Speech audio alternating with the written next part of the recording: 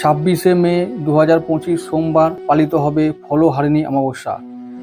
এর গুরুত্ব তোমরা জানো, তাই নতুন করে কিছু বলবো না। তবে বলতে পারি যে এটা বছরের প্রথম বড় গুরুত্বপূর্ণ অমাবস্যা।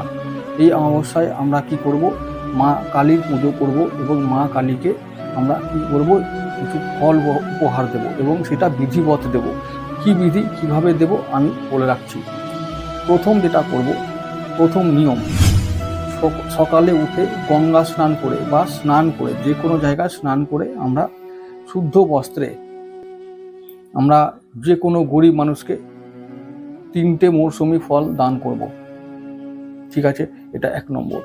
2 নম্বর, যখন অমাবস্যার পুজো হবে কোথাও, কোনো মন্দিরে, যখন শক্তি মন্দিরে বা কালী মন্দিরে যখন পুজো হবে, তখন সেই মন্দির আমরা গিয়ে মায়ের চরণে আমরা 3টে মৌসুমি ফল, সেটা হতে পারে আম, জাম, কাঁঠাল, বেল বা যা কিছু তোমাদের সবজি টাইপের কোনো জিনিস হলেও হবে, তো সেগুলো আমরা মায়ের চরণে নিবেদন করব।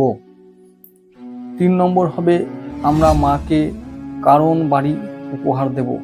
তাহলে কারণ বাড়ি ও ফল দুটো একসঙ্গে যদি মাকে উপহার দিই, মা খুব খুশি হবে। এই অমাবস্যা সোমবারে পড়েছে, তাই সোমবারে অমাবস্যা অশুভ বলে বিবেচিত হয়। অশুভ প্রভাবও পড়বে সবার উপরে।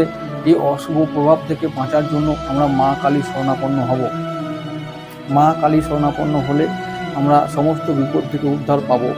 তো মা কালীকে আমরা যদি গৃহ মন্দিরে বা কোনো মন্দিরেই যদি আমরা দিই এই ফলটা, তাহলে এই ফলগুলো যদি আমরা দান করি, 3টে ফল তো দিতেই হবে, তো 3টে ফল যদি আমরা দিয়ে থাকি তাহলে মন্ত্র সহকারে দেব, মন্ত্র উচ্চারণ করে দেব, তাহলে মা ওটাকে আরও দ্রুত সহকারে গ্রহণ করবে।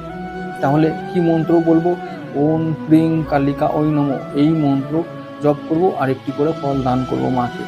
তো তারপরে মনোবাসনা আমরা প্রকাশ করব, মনের ইচ্ছা আমরা প্রকাশ করে প্রার্থনা করে আমরা পুজো সম্পন্ন করব এবং সর্বশেষে মায়ের প্রসাদ গ্রহণ করে আমরা বাড়ির দিকে রওনা হব।